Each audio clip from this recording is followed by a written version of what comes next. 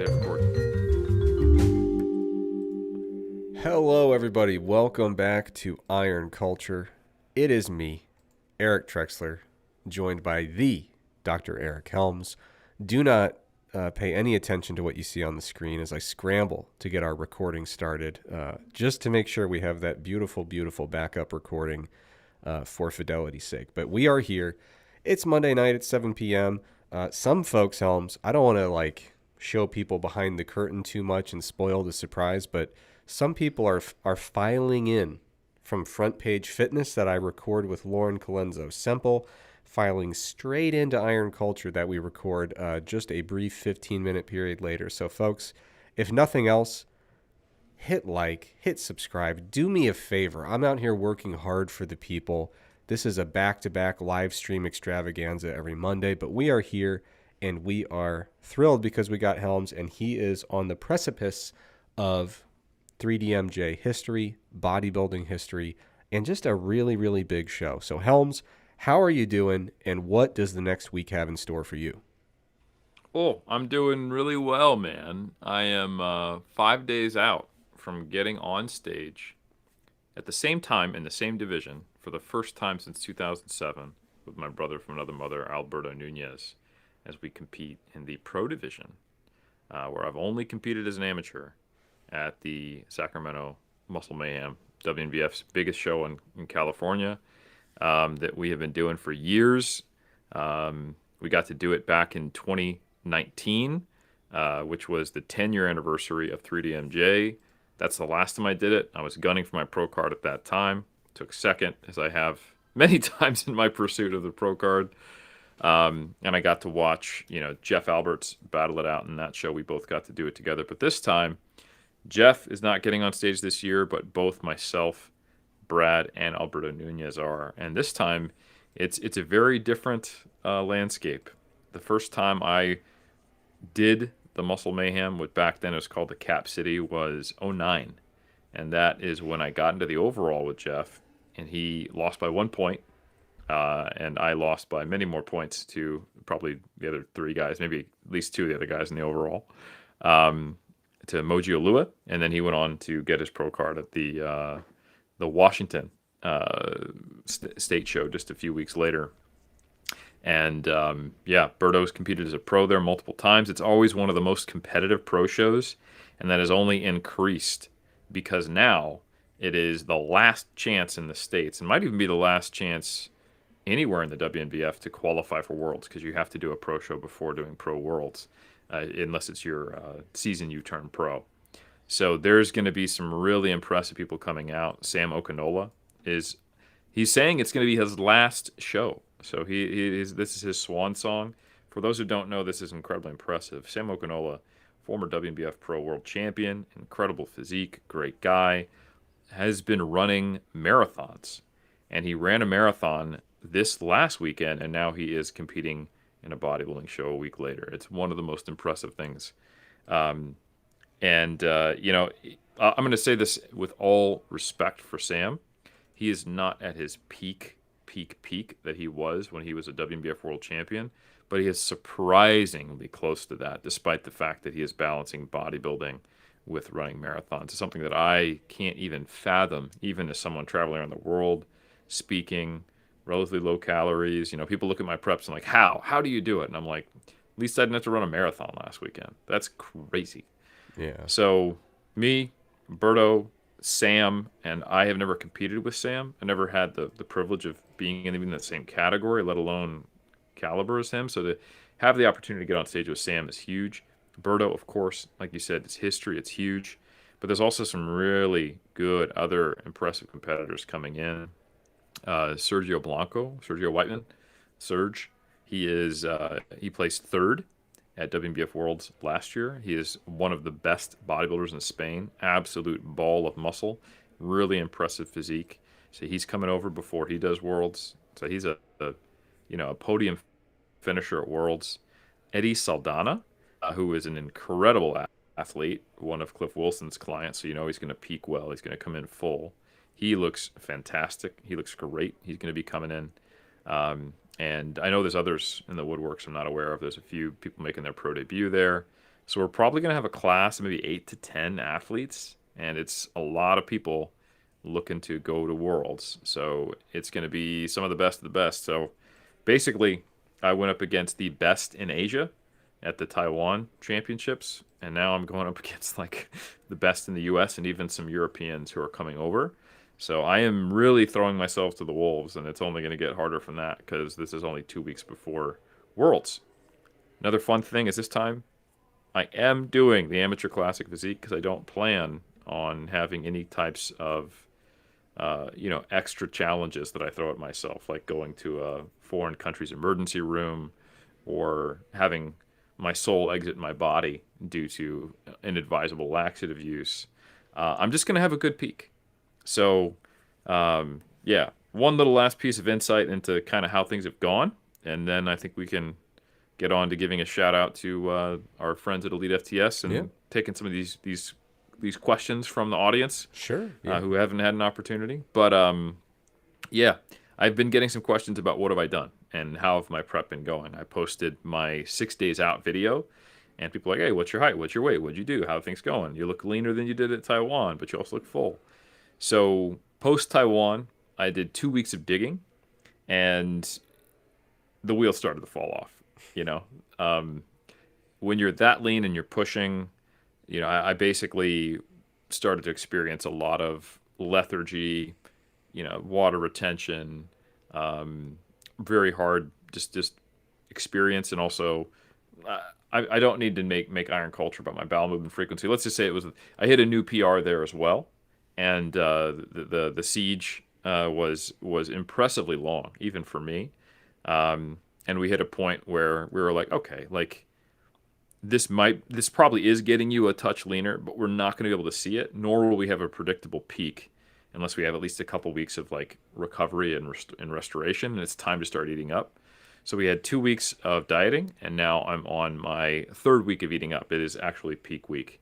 So with big refeeds. So I had a pretty big refeed, and then right after those 2 weeks of dieting, 2,600 calories into a step up. We're actually started tracking macros and being very precise because we're kind of doing a taper stepwise up in calories. So I've actually been not doing the auto-regulated dieting thing for the last 2 weeks. I've been staying to 40 to 45 grams of fat.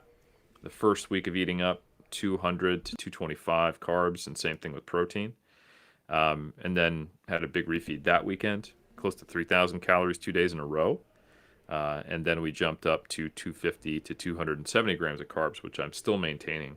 And I had a refeed of closer to 2,700 for 2 days. It's kind of like a mock peak week, and seeing at what point do I look my best relative to those refeed days. And I am allowed to increase or decrease my carb intake, but the idea is to get me really good at utilizing carbs, filling out, not retaining water, getting regular digestion, and feeling much better. And Trex, I almost hesitate to share this because it's crazy. My body, everything is restabilized. It took the full 2 weeks. My body weight is chilling at 82 and a half. And when I was at this point prior to Worlds, same conditioning, I was 79 and a half in 2023. That's 3 kilos more that I'm hanging around at the same point in the season where I turned pro. I know some of it is the really successful approach we took to prep, but I think the majority of it is what I did in the off season, and that is mind blowing to me. But I'm really ecstatic. Things couldn't be going better, and I'm glad we made the decision to start eating up when we did instead of probably burning the candle too much on one end versus the other. Well, if you had me in your corner, we'd still be pushing to this day. We'd Let's be go. grinding and grinding and grinding, and then we'd look back and say that was a big mistake. But we did try hard. Yes. We did maximally try hard. But no, that's awesome, man. And you were telling me off camera, you were saying that Jeff chickened out and he was too scared to step on stage.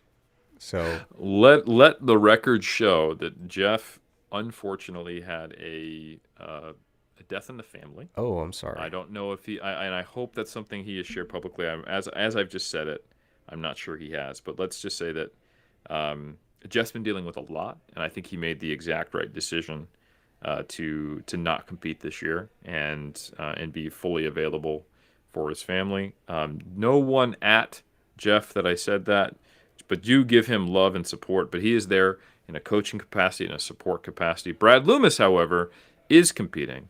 And Brad took a long stint of powerlifting away from his bodybuilding journey, so his WNBF Pro card lapsed. And he is gunning for, I think he's going to be competing in the Masters and the Open. And he actually won the Masters at the Mayhem last, I think 2 years ago when he competed last, 2023.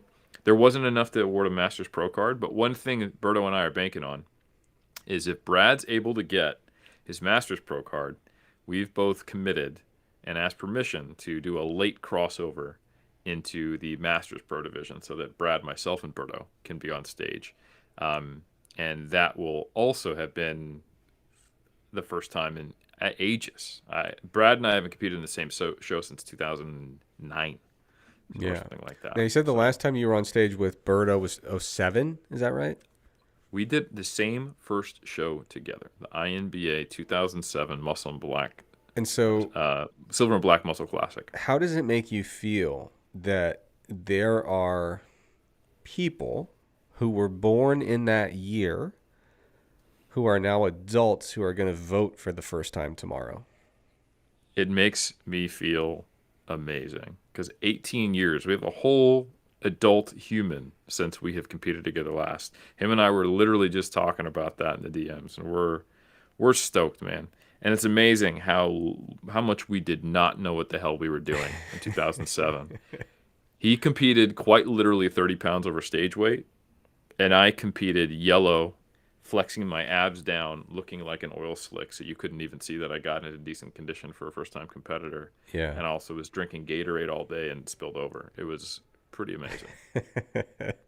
Yeah, bodybuilding can get tough. There's some technicalities you wanna be mindful of there.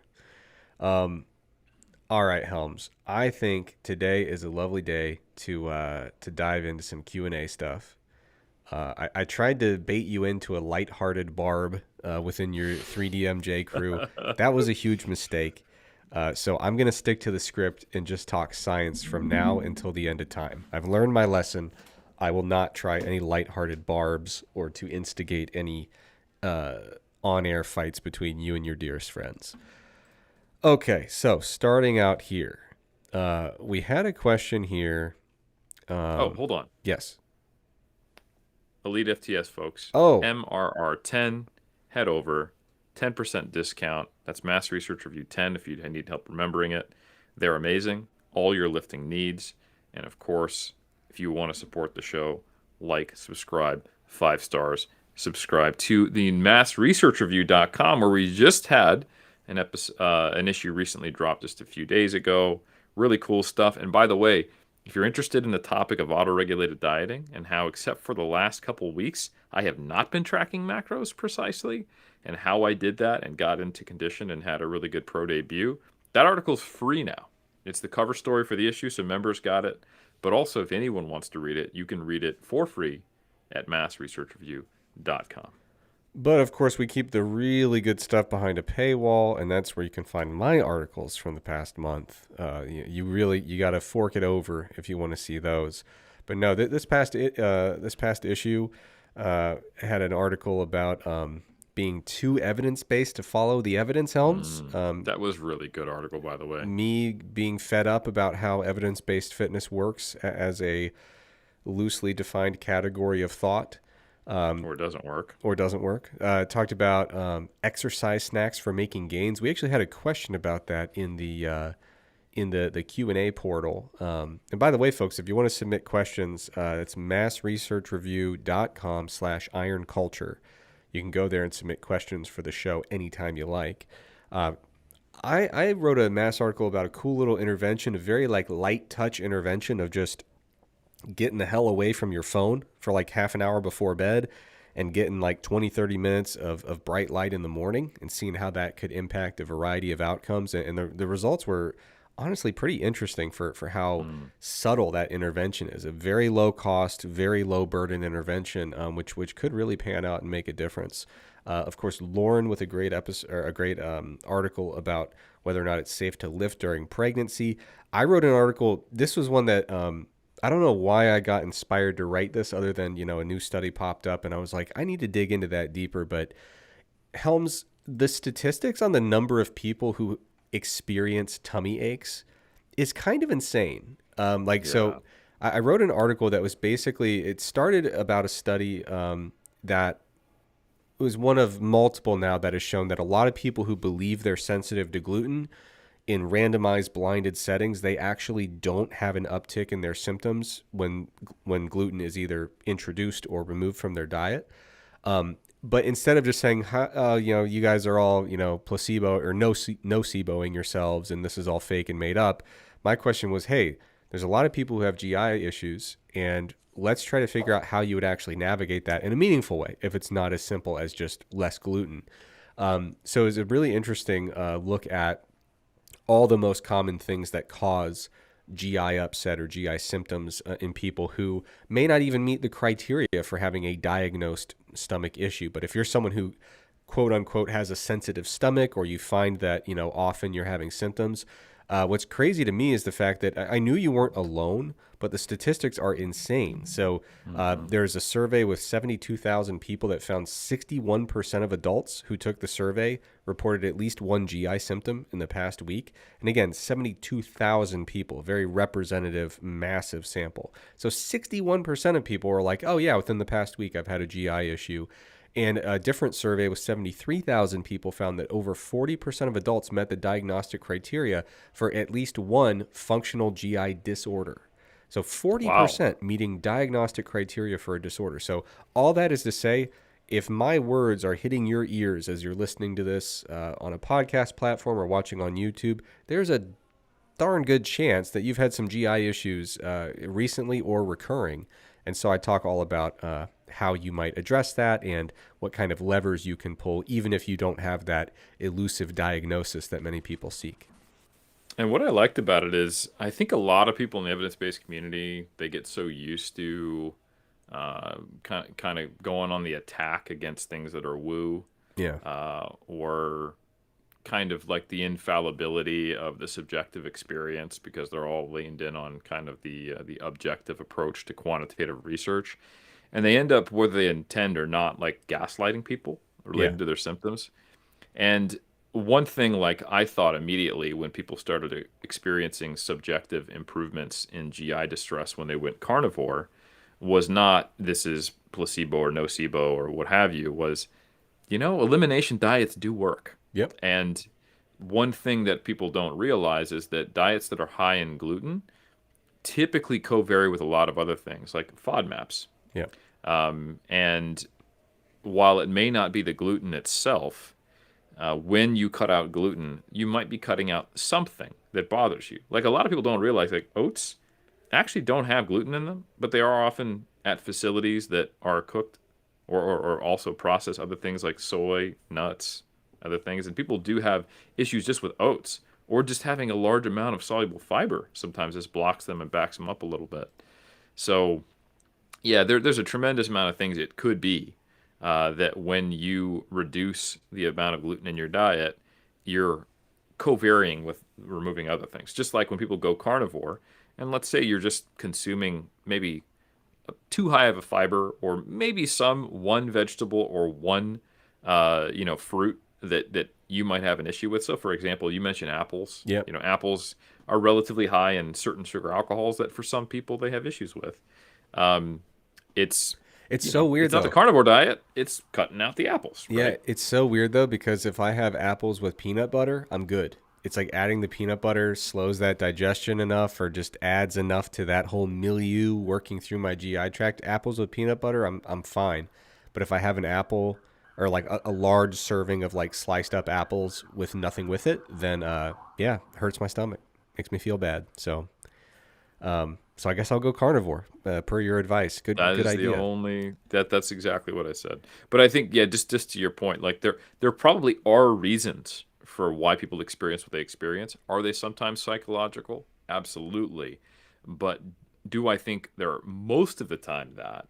Probably not. I think they're modified by stress, but I think telling people, "Oh yeah, your gluten sensitivity is BS. It's all in your head," is at best going to be just disrespectful, Yeah. you know? Yeah. And to be honest, what happened to the fine art of using the placebo effect to one's advantage?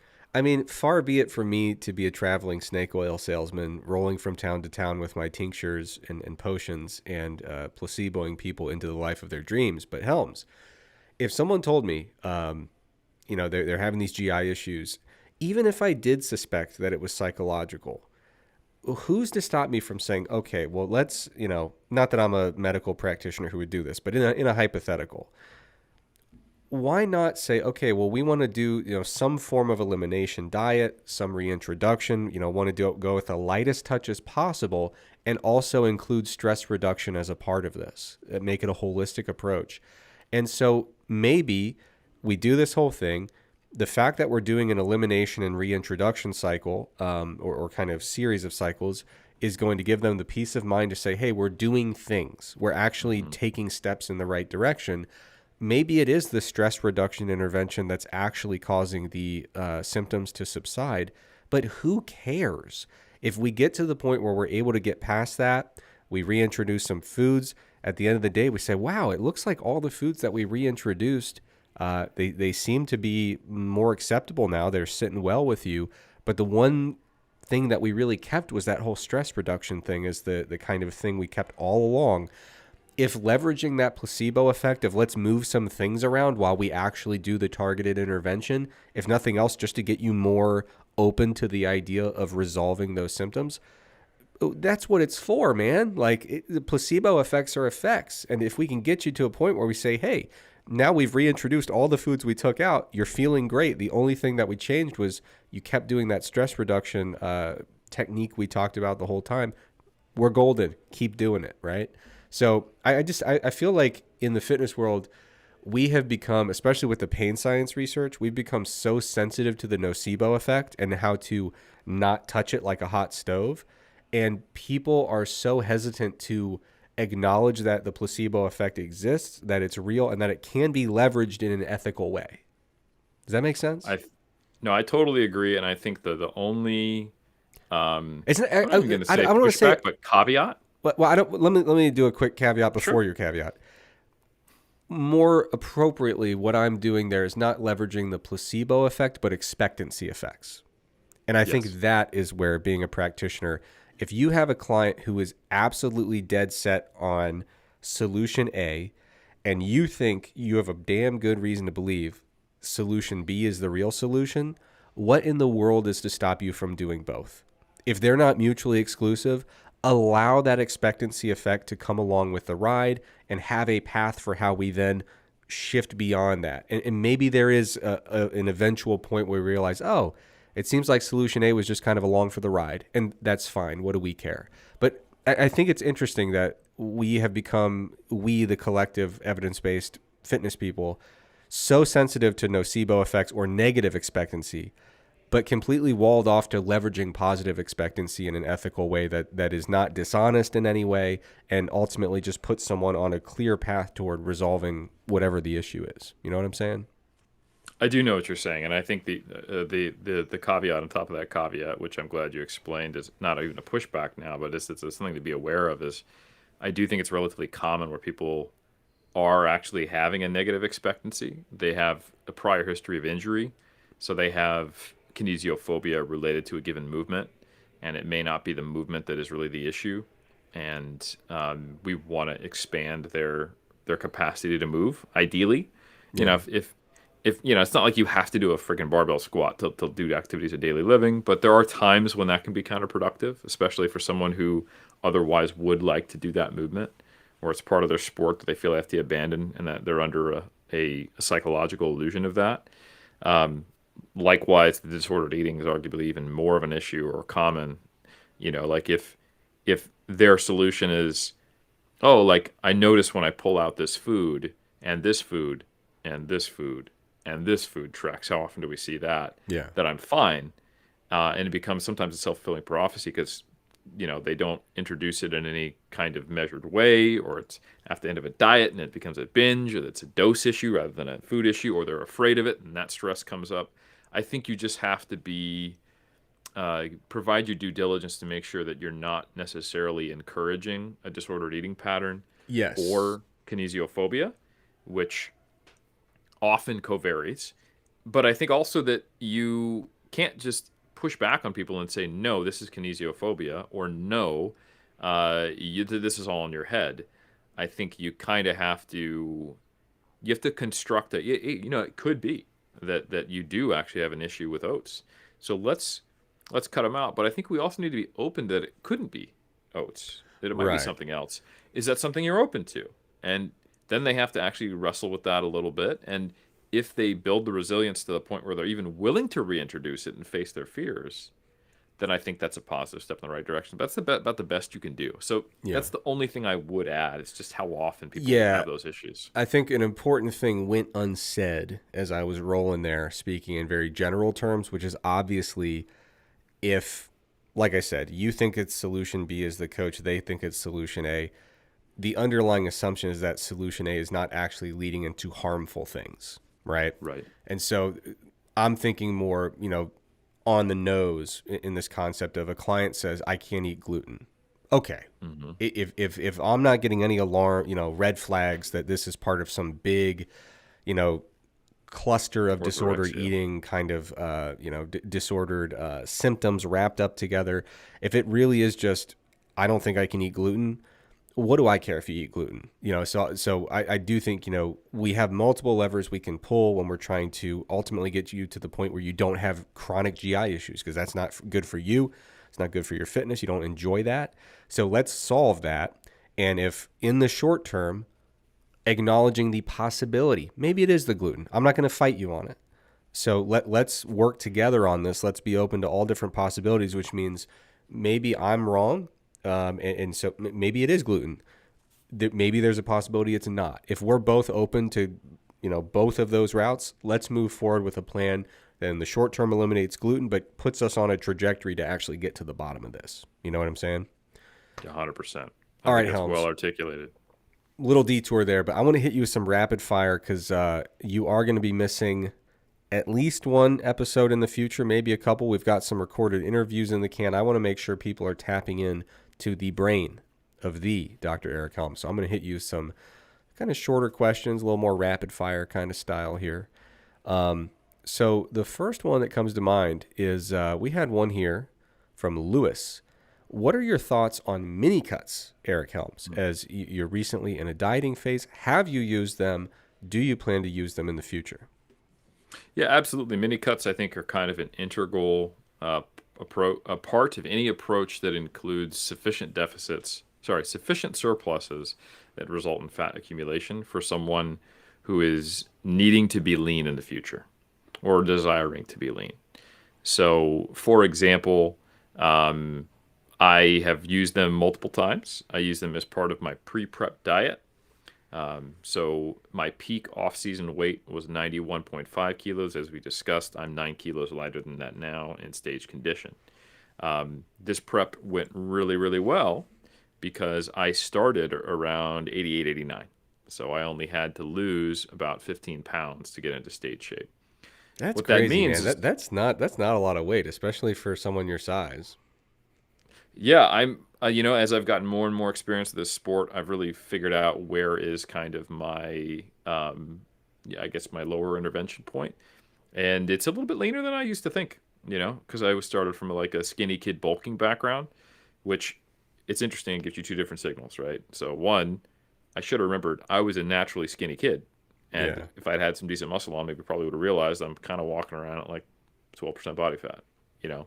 Um, and then that bulking experience that you and I both know very well from the articles and the nonsense that was occurring in the mid 2000s, every male, if they actually have testicles, must be over 200 pounds, regardless if you're 5'2". And by the way, oh, you're 6 foot, you're a bodybuilder, you should be on stage at 220 drug free.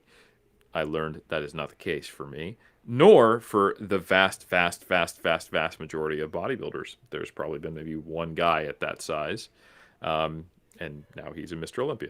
So anyway, um, that means that I have to start a diet at some point lighter than the peak of my off season. So I didn't just jump right into prep. So that pre-prep phase, I dieted from 91 and a half down to about 88, 87 and a half, and then ate at maintenance and restored a little bit of weight, a little bit of glycogen, a little bit of body fat, and got rid of any type of symptoms of REDS, metabolic adaptation, or any diet-related psychological fatigue before I started my prep properly in April, to be at the best combination of leanness, but also not being in a quote-unquote dieted state, right? So mini cuts are also great for extended periods. Like for example, in my 2019 season, I hadn't competed since 2011. So my body weight got as high as 98 kilos. And that also was, an unnecessary amount of body fat for the goal of, being shredded, but potentially helpful for being in an extended surplus and just having more time, quote unquote, under the bar, but over my maintenance. So I did two different mini cuts to get down to 94, about like 8 months prior to competing, and then about 4 months prior to competing, down to about 90 for my diet in 2019. So it's a regular thing I use in people who are going to be trying to put on as much muscle mass as possible and accepting the not great return on investment of bulks generally. But I will say that for most people whose goal is to gain muscle, I think they're entirely optional, unless you are starting from a high body fat. But if you're in kind of a normative body fat range that you're reasonably comfortable with, I think body recomposition and just focusing on staying roughly in a body fat range that you're comfortable with, eating sufficiently to fuel training, focusing on progressive overload, and having a hard training stimulus, you will naturally see recomp happen. And I don't think that a big bulk is necessary. I think you can gain a little bit faster early on. But after that, I don't think bulks are really that beneficial after like the beginner phase, which therefore makes mini cuts sort of not needed either. So I think mini cuts are like a cleanup phase, mid bulk are necessary, but most of the time, I think people can get away with extended slight surpluses, and then if they find themselves in a position where they're a little unhappy with their body comp, they could do a mini cut, or they could do an extended slight deficit for what would be like a traditional 8 to 12 week diet. But I think it's an option on the table, and you don't want to know when to pull that lever. Yeah. Yeah, I've always been more partial toward slower phases. If I, for example, were to find myself, I've been bulking for a while and I'm like, I should probably lean out a little bit. My general tendency is to be a little more inclined to say, well, let's just like go in just the absolute slightest deficit possible and still hope that we can maybe continue adding some muscle along the way. But it's not something that I'm like religious about in nature. One of the things that drives me nuts about doing some of these kind of bigger fluctuations, some of these kind of shorter fluctuations with larger changes in calories is I just get annoyed watching all the turbulence in my weight. I think it's something about my brain's wired. I like to see these kind of smooth, long-term trends in body weight, and the kind of glycogen emptying, water weight shifts, stuff like that. It's all the noise in the data. I think maybe it's the statistician in me. It just drives me insane from like an That's aesthetic fair. level. Actually, But I do not dispute that mini cuts absolutely can fit in there and play an important role. Yeah. you brought up a very important behavioral point, though. There are times when I favor one or the other. Some people who choose mini cuts are really just bad at maintenance. They bulk too hard, and Yeah. therefore they need big cuts to kind of get that back in order. And they act like they do this for optimal reasons. Like they would push back on you and say, "Well, no, no, no, I don't want to spend all that time in a small deficit. You will get a better return on investment by just doing a big deficit for a short-term period. Your body fat's high. You won't lose any muscle. You get it done and dusted, and then you get right back into nice, big, useful surplus for the next 6 months, and you rinse and repeat." Sometimes the reality is they don't know how to run a 100 calorie surplus, and they don't know how to maintain. And I think that's actually an extremely useful skill that most people in modern society and many bodybuilders also don't have, is that behavioral component. And I do think you need to assess where someone's at psychologically. I personally have the lifestyle bodybuilding stuff down really, really well, but I don't like messing around with a small deficit. I like to just kind of after I'm with the bulk, I don't want to eat, and I don't care about the large scale weight change or any of those things. Like, they don't bother me mentally, and I'd rather just go to almost like a fruit, vegetable, lean protein diet for 4 weeks, and my weight will drop like 3 kilos in a month, and I know 2 kilos of that is fat mass, and then I just get right back to it, and I'm back into a very small surplus. Yeah. I find that just more acceptable to my psychology. But in both of our cases, is we have the lifestyle down, so the options can be tailored to our preferences. We just need to make sure the preference isn't actually masking an underlying deficiency in someone's behavioral skill set that they need to develop. Yeah. Well, here's the other side of the spectrum, Helms. What are your bulking tips for somebody with a very low appetite? Any low hanging fruit that you kind of tell people here's like the first, second, and third thing you ought to do? Yeah, I think the first thing is go to a sufficient but not optimal or high fiber vegetable, fruit, and protein intake. That is the main thing. So a lot of the times you just need to kind of lead into hedonism and enjoyment. Like, what are your favorite foods? And then make sure you tick the box if I'm trying to get like a gram and a half of protein per kilogram of body mass. I'm trying to just hit that minimal USDA recommendation for fiber, like, what was I think 30 grams for men, 25 for women, or something I similar think to it's that. 38 for men, if I'm not mistaken. But I think yeah, you might be right. Like 10 grams per 1,000 calories or right. something like Yeah. that. Yeah, hit that minimum and don't go over it. Get your 2 servings of fruit and vegetable every day, which will probably also get you to that point. Um, and focus on energy density, the Yeah. opposite way. So things that have more calorie per unit of weight of food. Um, and opt for fewer home cooked meals if you can afford it, because people are good at making things tasty and energy dense outside of the home. And that can really be a pretty good game changer. Also, make sure that you aren't pushing into body fats that are unnecessarily high because you have certain beliefs about bulking. Sometimes I run into people and they're like, "Yeah, I just can't push up to 220," and it's like their 10% body fat would actually be like 150, and it's like, dude, Right. you don't need to be there. Like, Yeah. the reason why you're stuffed is because you are 50 pounds heavier than your body wants you to be, and you're on kind of the old school bulking mentality. So those are all of my main thoughts. Yeah. Yeah, I remember I had this a student back in the day who's really strong. Like it signed up for my like weight training course that I was teaching as a grad student, like TA. And this kid ended up hitting the podium at USAPL Nationals. Like he was Wow. very strong. And I think it was the same kid who had come up to me and he was like, "Man, I just can't put on any weight." And I was like, "What are you eating?" And he was like, "Man, I eat more chicken breast and broccoli than you could ever possibly imagine." And I was like, "Brother, you're done for.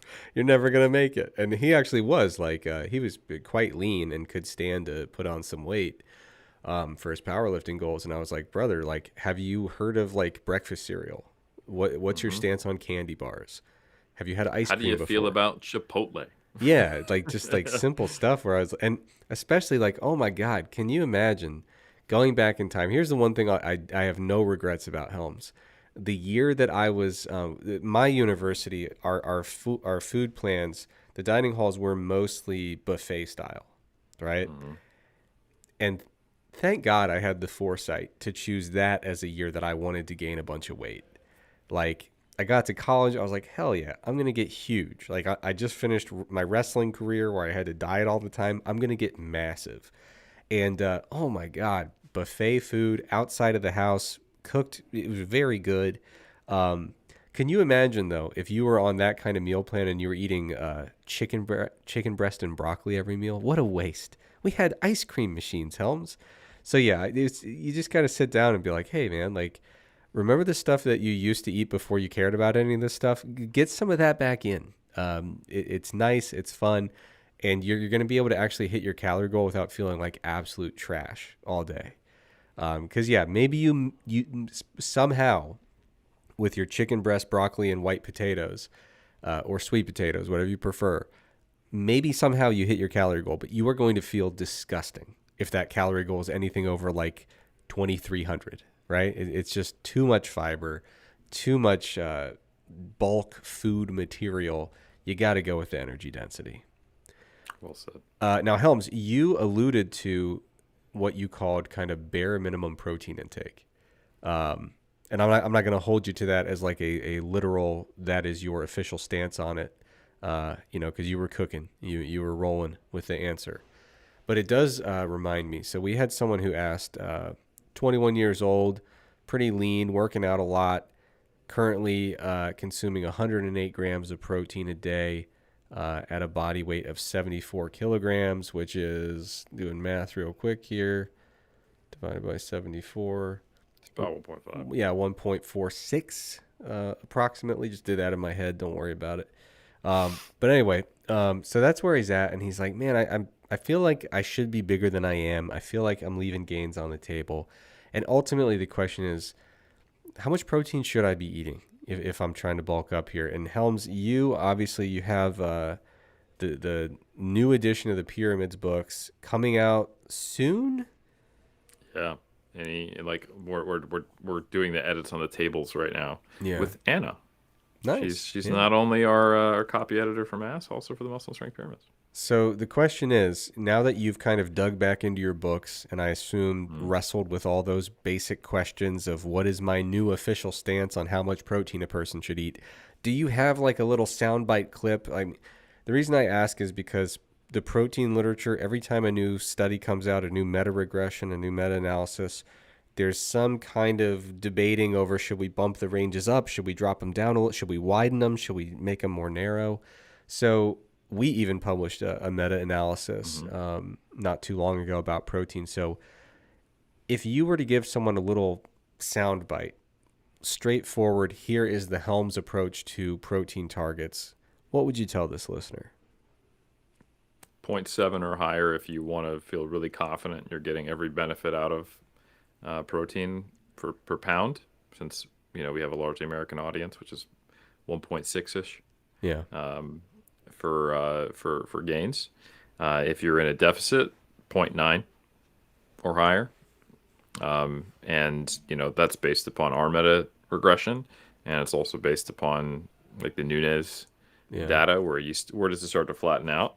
But I also contextualize it in the book like, this is where we stop getting a benefit, and I don't think it's that hard to hit 0.7. You could make an argument that maybe it'd be even more safe to hit 0.8, 0.9, even in a surplus. Like, where are we 100% certain there's no bendiness in that line? But we're talking about an effect size difference that is, it's a difference, but it's there's no meaningfulness to it, arguably. At least when we look at the trends in the larger, pool of data. When you do the chop and change in the Nunes analysis, and you look at higher than 1.6 to 1.2 to 1.59, it goes from trivial to small, and I would say it's a meaningful effect for people who care about it. If we think about the overall effect of lifting weights, so if someone was, but again, we're chopping and changing, so that's why I don't typically say, 1.2 is just fine, even though it's a positive effect. I think that's a great place to go for the general pop, where the training is going to be such a primary factor and any gains are great. So like when Lauren, for example, on Front Page Fitness is speaking to, perimenopausal women lifting for the first time who have historically eaten 0.9, then absolutely 1.2 is a great target. But if we've got a guy coming to us saying, hey, I think it should be a little bigger, and he's already eating 1.4, 1.5, I would say, let's look at your training. Let's look at a lot of other things, your consistency. Let's look at your sleep. And if you get a chance to have an additional scoop away once per day, or like post-workout, you want to do a scoop and a half if you're currently having one scoop, do that as well. It takes zero effort and an extra $15 a month. And if you're comfortable with that, go for it. But I think having realistic expectation that it's not the thing that is preventing you from being the size you want by any means is important. Yeah. Now there's another protein question here, Helms. So one of our dear listeners, by the way, the last question was from T. This one is from Craig. Craig got a little nervous about that whole Consumer Reports article about lead and cadmium and protein. And so he took a picture of his supplements and said, ChatGPT, tell me what is safest to consume here. And it said bulk supplements, EAAs, essential amino acids, is one of the cleanest ways to boost protein intake, no lead risk, no digestive issues, and safe to take several times daily. So the question is, can I use my essential amino acid supplement as my primary protein supplement? How should I take it throughout the day? Can I drink it alongside a mixed meal to boost protein? Here's the thing about ChatGPT is it just reads things. It's a large language model. And here's the thing. Okay. The specific cutoff that consumer labs or reports, I forget which, is using for lead came from a law that was on the books, I think either from the 80s or 90s, which simply stated that if you're over a certain threshold that is not empirically based, it is consumer law that you must report that fact, not that it actually has a risk. And it is importantly a fraction of what has been empirically derived and what is recommended if you look at the European Safety Union or the USDA. And also, it is far lower than eating any vegetable. So when we cook things in the ground, and because the ground, the earth, has lead and other trace metals in it that, if high enough doses, can be toxic, if you eat spinach, it will probably have a higher lead content than almost every whey protein on the market that you buy, yet it is safe for consumption and healthy. So the lead contents reported in that consumer report and all the proteins that were above it is simply stating, hey, all of these proteins are above the thing where we are supposed to, from an informed consumer perspective, let them know, not these lead contents are above the safe limit. And to my knowledge, almost no proteins are actually above that lead content. And if you want to be sure, you know what? Get a third-party tested one, which you should be doing anyway. But I would suggest that essential amino acids are far more expensive. And yeah, they might have a lower lead content, but it's all below a lead threshold that's an issue. And I would much prefer you just simply get, especially if you're willing to chill out for EAA, just get whey protein isolate from a third-party tested place. It'll be a higher quality protein. It'll be digested easier. It won't cost as much, and it'll arguably be better or just as good. So, yeah, the lead scare right now is not empirically based, and it is not based upon the actual metric which you care about, which is safety. Yeah. No, I agree. We talked about that on Front Page Fitness. And folks, if you're not listening to Front Page Fitness, what in the world are you doing? Seriously. That's a show that I host with the Dr. Lauren Colenso Semple, another member of the Mass Crew. We go live at 5:30 on Mondays, so check us out wherever you get podcasts. But Front Page Fitness, we talked about it. Yeah, they use these very indefensible lead cutoffs for the way they were framed in the article, in my opinion. None of the lead values were particularly scary. If you're a human being, you're eating lead and cadmium. Sorry to say it, folks. You're doing it. And so, yeah, the worst offenders, unsurprisingly, were the plant-based proteins because they're made out of plants, and plants come from the ground, and the ground has lead and cadmium. So, There you go. yeah. So I'm with you, Helms. And yeah, essential amino acids, they tend to be more expensive. I've heard that they don't taste very good. Nope. But I've never tried them because I'm not made out of money, Helms. What am I? The Monopoly guy, just wearing my tuxedo with the monocle and money coming out of my pockets everywhere. Come on.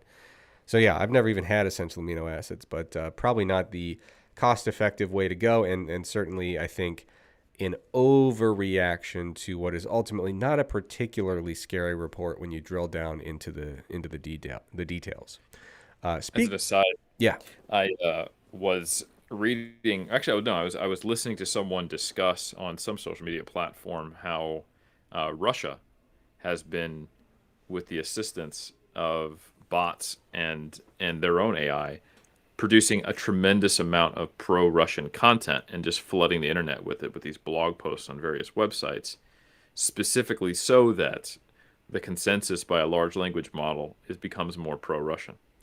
Yeah. And I'm thinking, how long until we have companies, or I mean, it's already happening with a nation, but this could be applied to any system where you have the monetary ability to flood the internet with information. A large language model will start to see that as consensus, even if it's artificially inflated from other large language models creating the content, which is hilarious.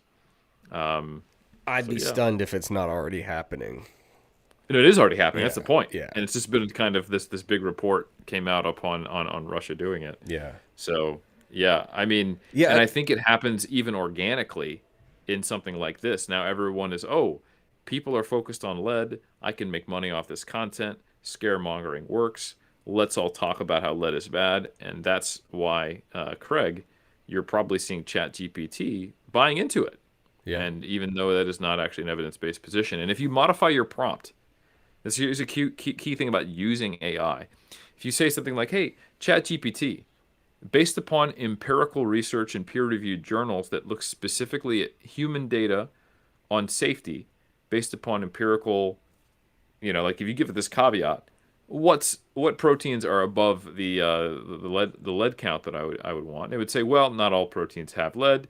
Here are the ones, or actually track that. You'd want to actually get one that has batch testing among those that I can access.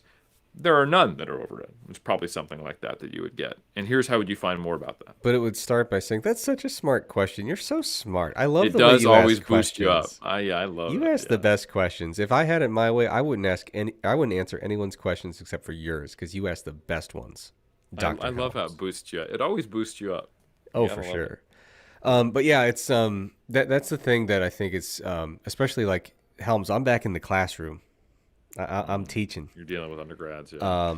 And I always warn them with AI. First of all, it will take over everything and kill all of us. So that's one thing that I warn them That about. The little other thing downside. is, yeah, I mean, it's actually really funny. There was I start to see, because I'm teaching exercise physiology, so I'm seeing made up citations that are like a synthesis of all the things that author would have written, but they did not write Yes. that thing. So it's like just kind of mixing and matching. Titles are very formulaic in exercise science journals, Hmm. right? So it's like this intervention with that population over this time scale. And I'm like, I know that guy, and he did not do that study, but it is something he would have done. So you got to be careful with this stuff because it's ultimately probability based, and like you said, Helms, that can be, it can lead to some of these hallucinations I'm mentioning. It can lead to Manipulation. essentially democratizing what is correct in the sense of, hey, let's take a Yes. poll and see what the most probable answer is without really knowing what is true. So you got to be really careful with that stuff. All right, Helms. A couple of additional questions here that I think are going to be on a lot of people's minds. So, the first one I have here is substrate utilization during cardio at different intensities. It's the age-old question, right? Should I Mm. focus on burning fat? Should I focus on just burning a bunch of calories and letting the substrates settle the way they're going to settle? The way I want to start this question, though, is Helms, what has been your cardio approach for this prep, if any? Have you been doing any structured cardio? No. I make sure that I get into the step count range that is normative for me, and I typically do that with my activities of daily living. We walk to breakfast, and then I get in some other 15 to 20-minute walk. And I know with working out every day and just loading plates and walking around, that gets me into the range that's appropriate. And then in the off season, I just am not as intentional with finding a way to get that second walk. The times I have had to do cardio are when it's raining in Auckland and we can't walk to breakfast, we need to drive. So what I do, and this is sometimes awful, especially when you're deep into prep, is I will go down because I have a rower, and I will do 15 minutes of hit because I get up a little bit earlier than my wife. So I basically go as hard as I can for 15 to seconds to 60 seconds, recover at a light pace until I can do it again, and I do that until I just can't physically do it anymore for about 15 to 20 minutes, and then I sit in the passenger seat while my wife drives and recover until we get to breakfast. Yeah.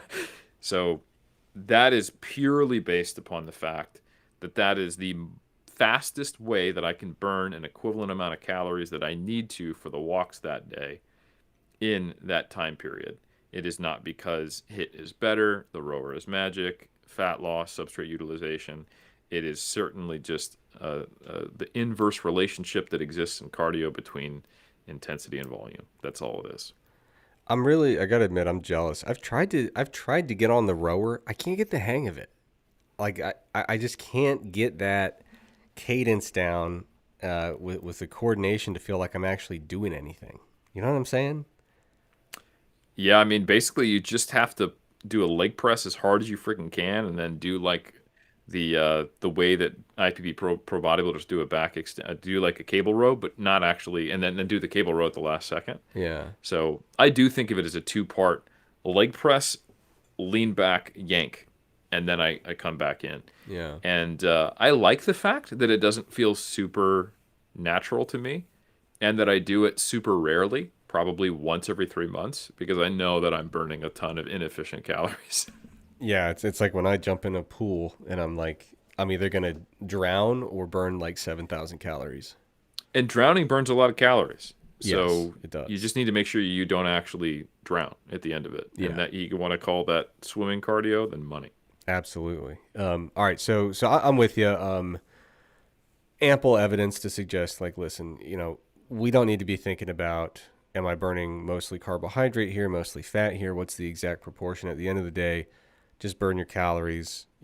Whatever carbohydrate you're burning in the short term, you're going to make up for that on the back end by burning fat to kind of meet your, you're going to be in an oxygen debt there. You're going to repay it, and you're going to be burning fat to make that happen. So that whole, EPOC, excess post-exercise oxygen consumption, you're going to be churning through the fat. You're just taking out a little carbohydrate dependent loan in the short term.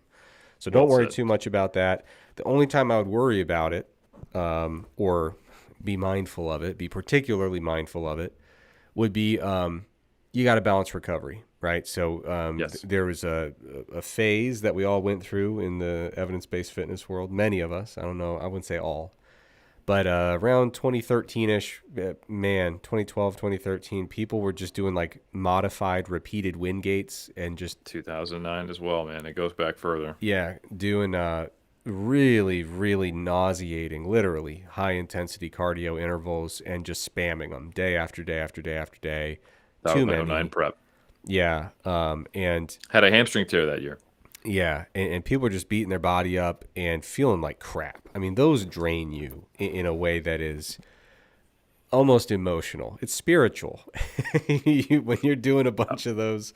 And so, yeah, I remember at one point I was doing a prep where I was doing all that stuff. And man, I made a diet change. And I think I was like 8 weeks out, something like that.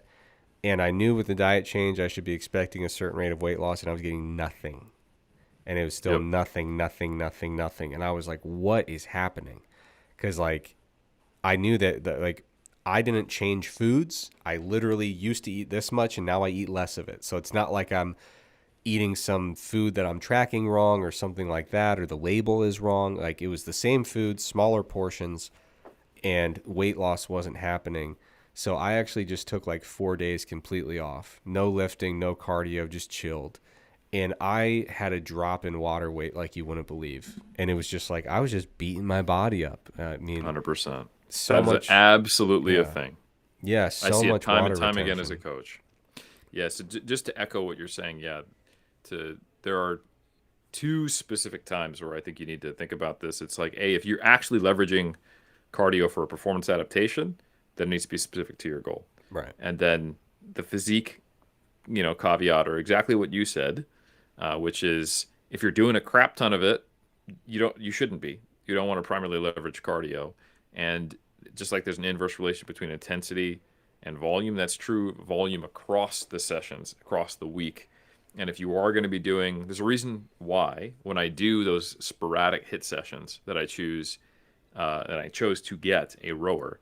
If I didn't, I would have chose to get a bike or I would have chose to get an elliptical. They don't have impact. They don't have any centric component, and you can beat yourself up pretty bad. Like those mornings, I'm glad I'm training in the afternoon to do legs, um, because I need some time to kind of resynthesize some glycogen, what limited amounts I have before I can go train.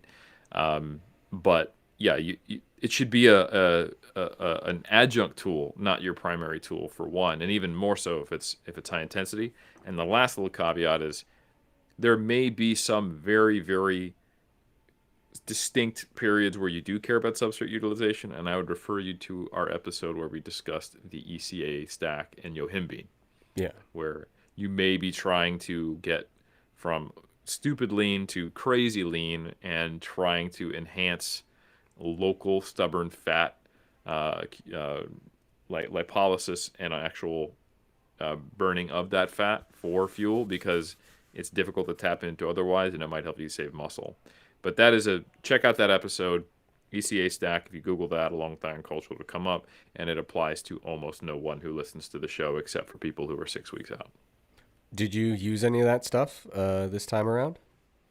Well, what I basically did was I just timed my Yohimbine. I did, of course, the YCA stack because it's a veterans band, to do it prior to my morning walks. And I did that for a brief period before Taiwan. And then I stopped once we kind of got into the condition we were looking for. And I haven't done it since. So I haven't even been using it for this, Yeah. the 2 weeks after Taiwan. Nice. All right. Another question here. Brief one. So we'll probably wrap up with this one. So Cool. someone said, my wife and I just had our first kid last Monday. Congrats. Yeah, huge congrats. Who's asking this? Sneed. So congrats to Sneed and Company. And he apologized for missing the show. So I appreciate that. Priorities. Yeah. The question is, what do I do to mitigate the loss of sleep and its impact on my training or my gains? Should I reduce volume and focus on maintenance until our sleep patterns have reestablished?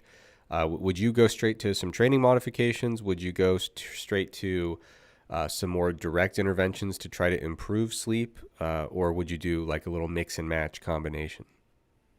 That's a great question. And this is, I will just say that, neither Trex nor I have kids. So this is our coaching experience, probably talking for the most part, would you say? Well, I have two cats. Actually, my cat woke me up several times the other night. So it happened to me one night and I was like, this is unbearable. Trex, parents of humans hate nothing more than people with pets acting like they're the same. So I'm My glad you cat took woke me that up. bullet. I'm glad you took that bullet. But I Yeah. will say, cats are notorious sleep disruptors. So actually, I feel like I understand what it's like to be a new parent. Because cats are Yeah. nocturnal. They will I'm wake you up being multiple times per facetious. No, night. my cats, Yeah. they actually are really great. Well, one of them, Izzy, the older cat, she just likes to sleep. She's just chill. But the little one, Chai, she's very needy and sensitive. Like she's the sweetest little cat, but she will not eat alone. She needs me to You're be telling me, there to protect her. And so she will wake me up every morning at about 4 or 5 in the morning and say, I need to go get a snack. yep. Coincidentally, that's when I wake up. So I'm like, this is awesome. I just have like a little buddy alarm clock. And now instead of hitting the snooze button, I actually feel like I love this little cat. She's stressed out. Now I actually feel compelled to get out of bed and do her a little favor. So it's It not all works bad. out. Yeah. So all that is to say, Trex took the heat, but I am actually going to secretly co-sign that most people with cats understand sleep disruption, or they make it work for their schedule. And from my experience as a coach, um, some people get lucky and they have a short-term time period where this is a problem they have to solve for 3 months. Other people, it's a couple years, 2 to 3 years, and they kids just wake up in the middle of the night and they need to do something about it. So I think the first thing is because this is really, really early days, it's good that you're being proactive, but also just be mindful that you may or may not have quite as much of an issue with this as you think. And then it's a matter of being willing to think outside the box and just getting the best of a bad case scenario. Naps are quite good, and sleeping in shifts, actively discussing like kind of a partnership plan with your partner of who's going to wake up when, which days, how, when are you going to take a break and I get sleep, who's taking off time from work, all those things interact. And then as far as your training schedule, that is what I would focus on. Um, and the first thing I would say is, like I said, it might be better than you think, but I would plan proactively, like you are, good job, to figure out what is an MED approach for this. Like if Minimum life effective is dose. correct, yeah, like what's the least amount I can do to not regress for my fitness goals right now? And that's going to be goal specific, but let's say we're talking hypertrophy. That can be 4 sets per muscle group per week that are relatively high intensity, close to failure. Whatever rep range you feel comfortable. If you're feeling weak and you have to train at weird times per day, maybe you're operating in that, like 10 to 20 rep range. If you have concurrent strength goals, maybe you need to do specific movements and lift heavy. but some moderate RPE singles on the lifts you care about. We're talking a single at a 5 to 7 RPE once per week will absolutely hold the line or slow a decay, even in a high level lifter. Because I've used this for multiple injured powerlifters and even powerlifters who just need to put on more size, and we put the lifts on a back burner. And you'd be surprised how much they can maintain with.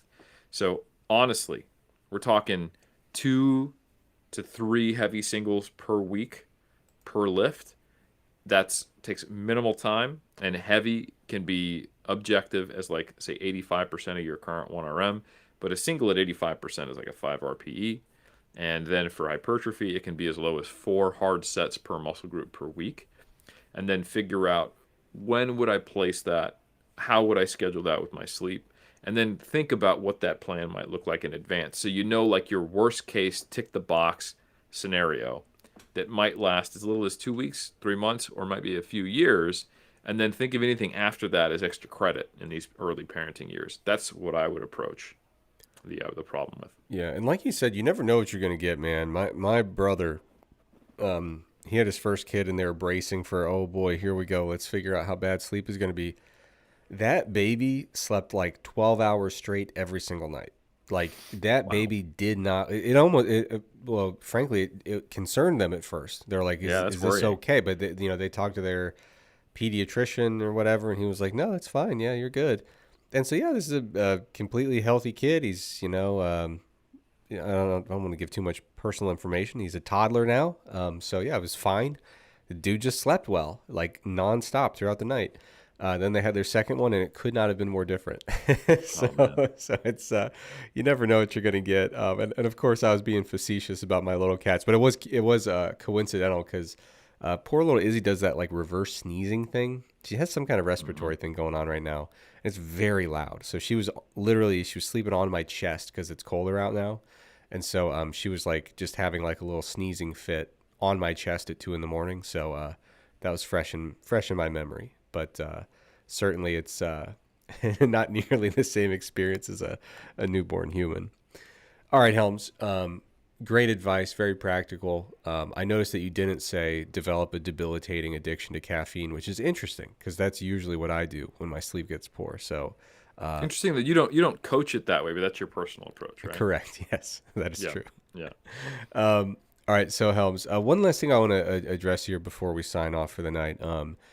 So I've talked about this before, this phenomenon. We need to come up with a name for it, but it is very clear when content has been made. Ah, step Like counts. every now and then I'll look through the spreadsheet here, and I'm not poking fun or criticizing, but it's just it's so easy to see.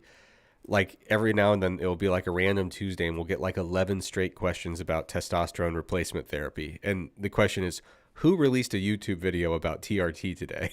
It's like Yep. every question is on basically the same theme, and that happened again, Helms, and it happened today, and maybe a little bit last week, but basically we got like a zillion questions of people saying essentially something in this genre. I walk 25, even 30,000 steps a day. I consume 1,600 calories per day. I am too large to be doing that much activity and consuming that few calories. What is happening?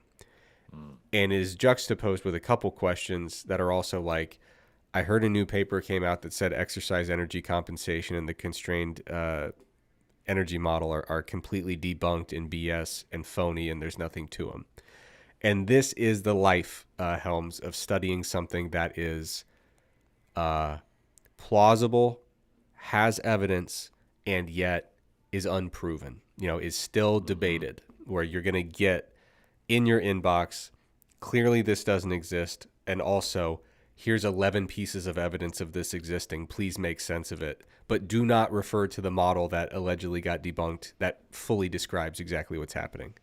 So I'm not complaining. I think it's really funny. Like I feel very fortunate, and it's a very exciting thing to be engaged in an area of research that you believe, whether or not it's true doesn't matter, but you believe is impactful, matters, has huge potential, and is current. There is still Hmm. debate over what's happening here, and that's a really exciting thing. Like Helms, you and I both know a lot of people who their research line eventually leads them to a land where they are just beating a dead horse for the last Yep. 25 years of their career. Ugh, who wants to do that work, right? So it's fun, and you have to recognize as a researcher, you're very fortunate to be in an active, unsettled area of science, and that's where I find myself. But folks, all I can say is this: I am going to write up a whole mass article about that paper that that basically, I wouldn't say it claims to debunk the constrained Yep. energy expenditure model, but it definitely says our data are fully incompatible with the model. I don't believe that to be the case for multiple reasons, which I'll get into in a lot of depth later. But the short version is all these comments that people are making essentially reflect what I've gone into a lot of detail. Helms, there's that one episode in the title. It has something to do with metabolic adaptation and exercise energy compensation. I can go try to find the exact episode that we did, but it was just a deep dive into both of these theories, how they fit together, and what seems to me to be fairly hard to refute. Now, listen, I'm never gonna be the person who says, "Look at all these anecdotes. How could we be wrong?" Right? I'm not. We saw a lot of that with like reverse dieting and stuff. I don't want to go down that road because that's not a strong foundation. But people have done the actual work to kind of light went off. People have done the work to kind of get to the bottom of what happens to energy expenditure when we limit intake significantly. What seems to happen to energy expenditure when we are on a low fixed caloric diet and we're doing very high levels of activity? What happens when we're doing high levels of physical activity without a dietary constraint? Like, this work has been done, and it broadly in the aggregate points us to a few conclusions. Number one, if you create a significant energy deficit via dietary energy restriction, there's a decent probability that your body is going to have some adaptive reduction in energy expenditure. And number two, if you do that plus a ton of walking, there still seems to be a pretty significant reduction in energy expenditure that occurs. And then number three, even if you're not intentionally dieting, if you happen to be on a fixed set of calories that is relatively low, and you start pushing your activity level very, very high, energy expenditure just doesn't seem to climb as high as you would expect. And there's evidence for this across so many different populations, whether we're talking pastoralists, hunter-gatherers, sedentary Americans, ultra-endurance athletes, people with anorexia, people with severe obesity. We've seen it across so many different places. Now, I will say this, though. We haven't yet been able to really tie the whole thing together, and that's on us. Not because of lack of effort or moral shortcomings. The reality is, Helms, think of all the things we try to, it's very easy in many cases to do some of these like training studies, right? We know what the intervention is. We know what we're measuring. How thick is your muscle? We'll bring you in a couple times, try to control what we need to control. But what about if the outcome is heavily influenced by fidgeting? Like, Yep. what if it's heavily influenced not just by fidgeting, but also by your volitional choices to be more active or less active throughout the day? And we're talking about in your day-to-day life, just do you happen to sit more in scenarios where you used to stand more? Do you happen to decide to walk up one flight of stairs instead of the elevator? Like these little tiny micro decisions plus postural adjustments plus fidgeting. Helms, it's really, really hard to measure these things that may very well be major factors that are kind of what ultimately happens with this research is we have a like a whodunit. It's like a murder mystery. Mm-hmm. We see the result. There's a carcass on the floor, Helms, but who did it? And so Yeah. we're trying to What is figure. being adapted to get you there, right? Yeah, and Yeah. well, and we have a good idea of what is being adapted to, but where is the adaptation occurring? which is what you're That's referring what I to, meant. right? Which is, Yes, yes. we know the levers that are inducing this, and it seems to be a convergence of factors related to both energy intake and expenditure. And you can, they're faders, right? You can scale up one, scale down the other, and vice versa. You can go all in on one, all in on the other. But clearly, this energy shortfall is inducing some adaptations, but it's very, very hard to sort out where are they. And until we can paint that whole picture, there's going to be a lot of skepticism. And I don't blame anyone for that. I don't fault them for it. But at the end of the day, fitness is an outcomes-oriented business, Helms.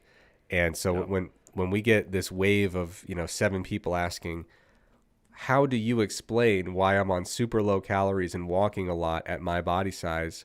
I would say I've explained that pretty consistently with some minor alterations as the Yeah. evidence changes, but my take on that is pretty much consistent with that previous episode, which I'll link in the show notes once I find it. And actually, we talked about it last week. Yeah, we talked about it last week, Yeah. but there's that one You full responded to episode the. where That's true. But yeah, I think the reason we're getting the rash of questions right now is the specific study that got published that supposedly debunked it, which I think we did a great job. You did a great job discussing last week. And the other reason, because I was just like, I bet while you're talking, I could find the study that was on the other type of step count questions we're getting related to health. yeah, And on Monday, there was actually a paper. I haven't found the paper yet, but I've found people writing about it. So on Monday, there was a study published in the Annals of Internal Medicine. And I think here's a really important thing to remember about it.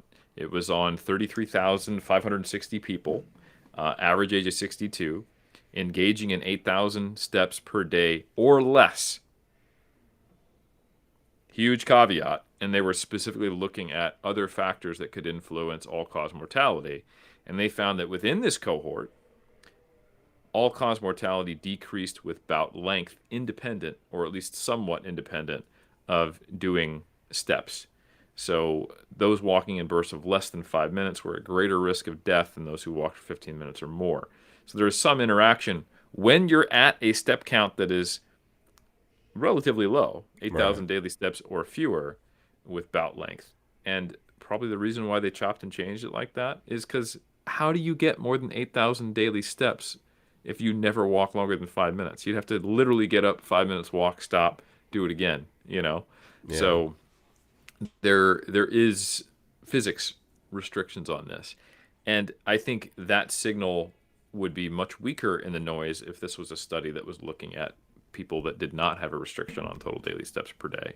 And just because it's worse for walking less than 5 minutes than 15 doesn't mean that that's not better or still a positive outcome depending upon where you're starting.